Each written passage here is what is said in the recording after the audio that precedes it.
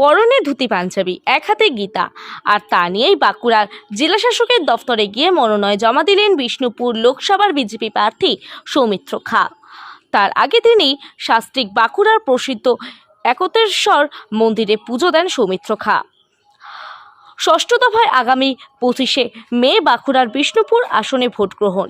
নির্বাচন কমিশনের ঘোষণা মতো আজ থেকে শুরু হলো ষষ্ঠ দফার নির্বাচনের মনোনয়ন পর্ব। আর প্রথম দিনেই বাঁকুড়ার জেলাশাসকের দফতরে গিয়ে মনোনয়ন জমা দেন বিষ্ণুপুর লোকসভা কেন্দ্রের বিজেপি প্রার্থী সৌমিত্র খাঁ। এদিন সাত সকালেই বাঁকুড়ার প্রসিদ্ধ একতেশ্বর মন্দিরে শাস্ত্রিক হাজির হন সৌমিত্র খাঁ। সেখানে গিয়ে শাস্ত্রিক পুজো দেন তিনি। পরে দলের কর্মী সমর্থকদের সঙ্গে নিয়ে ধুতি পাঞ্জাবি পরে এক হাতে গীতা নিয়ে জেলা শাসকের দফতরে হাজির হন সৌমিত্র খাঁ। তার দাবি, ধুতি পাঞ্জাবি বাঙালির প্রথাগত ও ঐতিহ্যবাহী পোশাক, আর গীতা সত্যের প্রতীক। ধুতি পাঞ্জাবি পরে বাঙালি হিসেবে স্মৃতিচারণার পাশাপাশি বিজেপি সারা দেশে যে সত্য প্রতিষ্ঠা করছে তার প্রতীক হিসেবে গীতা সঙ্গে নিয়ে এদিন মনোনয়ন জমা করেছেন। একজন বাঙালিয়ানা যে আমাদের ধুতি, যে আমাদের প্রধান পরিচ্ছদ ছিল, প্রধান যে পোশাক ছিল, সেটা পরে এসে নিজের স্মৃতিচারণ করছি।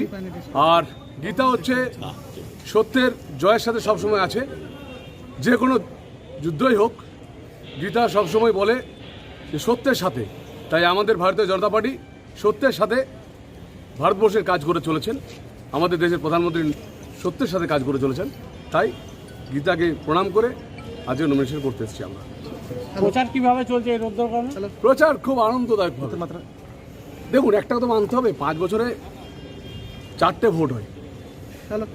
যারা প্রতি বছর ভোট করে তাদের কাছে গরমটা একটু হলে কষ্ট হয়, ঠিক, কিন্তু এটা সহ্য করা ক্ষমতা রাখে। এই বছর একটু বেশি। কতটা আশাবাদী? 100%।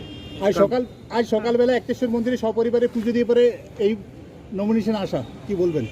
নিশ্চিত হবে জীবন বড় বৈচিত্র্য, জীবনকে এগিয়ে নিয়ে যাওয়া কাজ। তো আমরা শুধু একটা কথাই বলবো, সত্যের জয় হবে, একদম সত্যের জয় হবে। সৌমিত্রদা, আশাবাদীরা কেন প্রিপারেশন নিচ্ছেন প্রচারের ক্ষেত্রে? ওআরএস আর রাস্তার যে কোনো জলই খাচ্ছি, পরিষ্কার কথা। সৌমিত্রদা, আপনার যে আশাবাদীরা কেন আপনাকে বিষ্ণুপুরের মানুষ ভোট দেবে?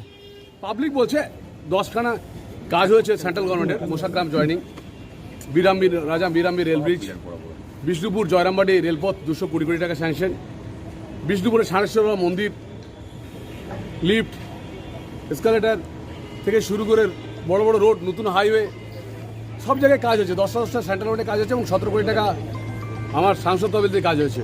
মানুষের সঙ্গে দেখেছি, তাই আশাবাদী। বলছে লক্ষ্মী ভান্ডারের চমকই নাকি আপনাদের বিরোধী রয়েছে। এইটা একটা বলি, মা লক্ষ্মীকে আমরা প্রণাম করি। মমতা দিদি লক্ষ্মী ভান্ডার করে সমস্ত সেলফ হেল্প গ্রুপের সমস্ত মহিলাদেরকে ঋণগ্রস্ত করে দিয়েছে। আমরা মানিকবাজারে দেখেছি, আর প্রত্যেকটা সমবায়ের থেকে সমস্ত মহিলাদের মমতা দিদি ঋণ করিয়ে দিয়েছে। এটা একটা বহুত রকম ঘেরাটোপ। এটা পরবর্তীকালে সবাই বুঝতে পারেন যে কত বড় বিপদ আমরা পড়তে চলেছি। মা বোনদেরকে বলবো সতর্ক থাকবেন, কারণ নিজের ছেলে মেয়েদের রোজগার করলে কেউ 1 লাখ, কেউ 2 লাখ বেতন পাবে, সেখানে 1,000 টাকা নিশ্চয়ই নেবেন। আমাদের তো লিডাররা বলেছেন যে 3,000 টাকা করে আমরা অন্নপূর্ণা ভান্ডার দেবো। তো আমরা নিশ্চিতভাবে বলতে পারি মা বোনেরা আমাদের সাথে আছে। সন্দেশখালী কতটা প্রভাব ফেলছে? সন্দেশখালী এই ঘটনাটা শুধুমাত্র একটা ছোট নিমিত্ত মাত্র, একটা ছোট নিমিত্ত মাত্র। এরপর অনেক অনেক ঘটনা আছে পশ্চিমবাংলায়। সন্দেশখালী পশ্চিমবাংলার সব জায়গাতেই, পশ্চিমবাংলার প্রত্যেক জায়গাতে শাহজাহান আমজাদরা ঘুরে বেড়াচ্ছে, প্রত্যেক জায়গাতে এরকম হচ্ছে। 5 বছরে কোনো শিল্পই আনেননি আপনি, বড় শিল্প। আপনাকে একটা কথা বলি, শিল্প আনাটা রাজ্য সরকারের কাজ। আমার কাজ হলো অ্যাডজাস্টমেন্ট করা টাটা কোম্পানিকে। তাই বিষ্ণুপুরে আসতে পেরেছি, অন্য কোনো জায়গায় আসতে পারেনি। যদিও যে কটা শিল্প হয়েছে পশ্চিমবাংলায়, সবগুলো অন্য সরকারের আমলে।